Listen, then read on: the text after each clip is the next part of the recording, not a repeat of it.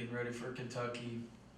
Obviously, a tremendous team, 16-0 at home, haven't lost at home all year or in the SEC. So, be a big challenge. Oscar, is playing as well as anybody in the country.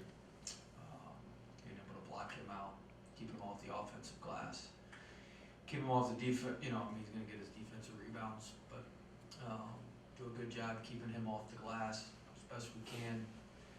I'm going to have to guard Grady. Wheeler's tremendous, getting people involved.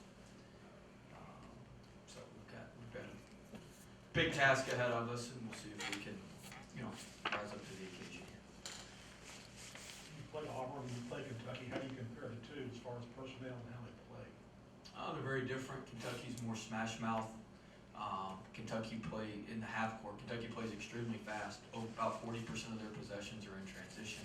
So if we don't get our transition defense short up from Saturday, just be a layup fest. We won't even have a chance to set our defense, so just be a layup fest. But Kentucky's very physical. Obviously Wheeler and Washington at the guard spot.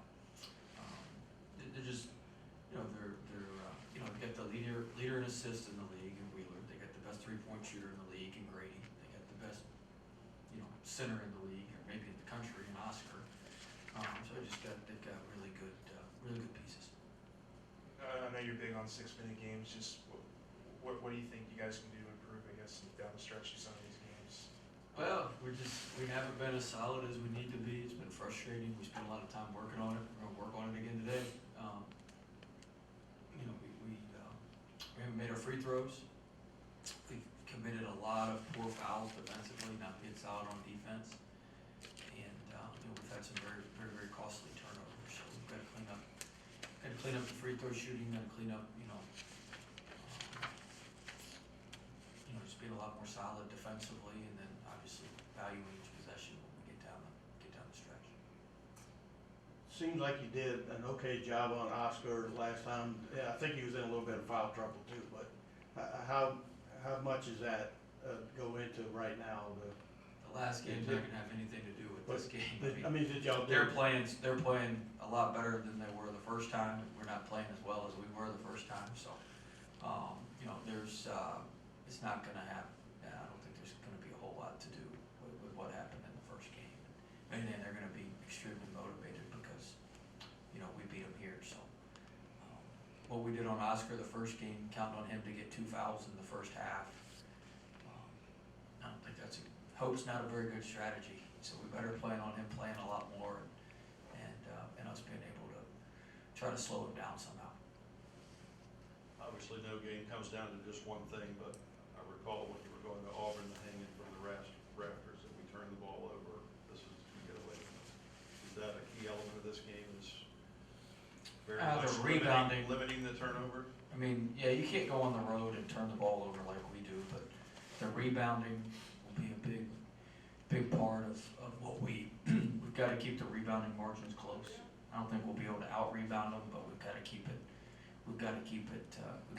manageable. We can't just get annihilated on the glass. But yeah, we can't go in there and cough the ball up 15, 20 times and expect to give ourselves a chance. How do you get Gaines more involved? What do you mean? Since Xavier's come back, it seems like his game is obviously taking a step back. You comfortable with what he's giving you? I guess that's.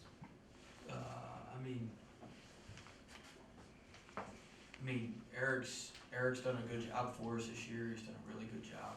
In certain situations, he's played well for us. I think it's an adjustment for everybody, maybe fitting back in with what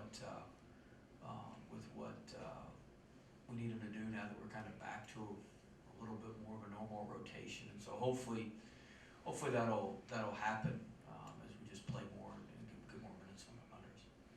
Well, you said last game has no merits, but what can the team do to reproduce the second half effort defensively they did against Kentucky in game 1? It's different doing it on the road in Rupp Arena and doing it here on the night you name the court, and people are the crowd's great. It's a totally different mindset, totally different togetherness, totally different connectedness that you need to have. You can recover from mistakes a lot easier at home, and so we're gonna need, to be together, we're gonna need to be connected, we're gonna need to be extremely tight, to, you know, in communicating, defensively to give ourselves an opportunity. Right, and, talk about mistakes, but turnovers and foul troubles late in the game, how much can you change what this team just seems to be at that point?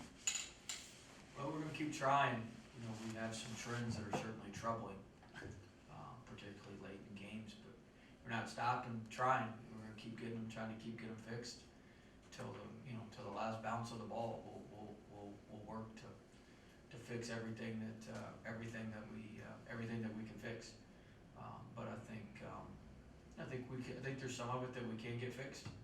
I think there's parts of it that are gonna be a little more challenging to fix, but we gotta prioritize, what's important, what we can fix, what we can do, how we can, put our guys in better position late in games, stay out of some tougher positions, and that's coaching, and that's on me. It's still kind of a bit up in the air if Washington and Wheeler are gonna play. What do you know about some of their other guards that? Well, we're gonna prepare as both of them are playing. Mentz is a sixth-year senior, he's a tremendous player, tremendous guard. Kellen Brady, phenomenal player. Those two played very, very well against Alabama. Toppin, somebody that they started against Alabama when those two were out, and Toppin killed us here. I think he had 14 and 8 against us here on 6 of 9 shooting from the field. So he was Toppin was tremendous. They still got Oscar Keon Brooks as an older guy, a junior. He had a big 3 against Alabama. He's a really good mid-range shooter, does a good job, and so they've got plenty of very, very good players, older players, talented players. Whoever they put out there, they're at Kentucky for a reason. They're going to be very, very good players. You've had trouble, you talked a lot about defensive rebounding and turnovers and field goal shooting. Those are things you can fix maybe with fundamentals and technique, but what can you do about free throw shooting? Is it just? Well, it's been perplexing. We shot 76% in the non-conference in 13 games. We're shooting 65% in 14 games in conference. It's a 11-point dip. You get the same shooters, you get the same, pretty much the same. If we were overshooting in the non-conference, maybe we could even out. Maybe we're 70% free throw shooting team. That'd probably be worth 2 or 3 more wins. We've talked about it. I talked to the guys about it yesterday. Just slowing down, getting back to our routines. We spent a bunch of time on that. I worked on it with Mwani some this morning. I worked with Efton yesterday afternoon on it. It's at the front of my list on things to fix because it's something that we've proven that we've been able to do. You don't go from, I've never seen a team kind of fall off like that. 11 points is a huge swing, especially over 2 months on the same shot that's not guarded. I think that's an area, if we could get that back up to 70%, we probably beat South Carolina, we probably beat Ole Miss, we probably have a couple more wins at least.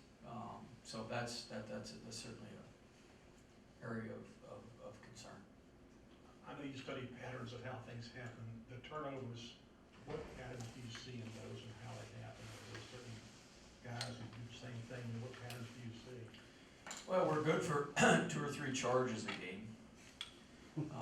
So there's 3 of them right there. We just plow through somebody 2 or 3 times a game. So that's 3. Let's say we're going with 15 turnovers. So you can take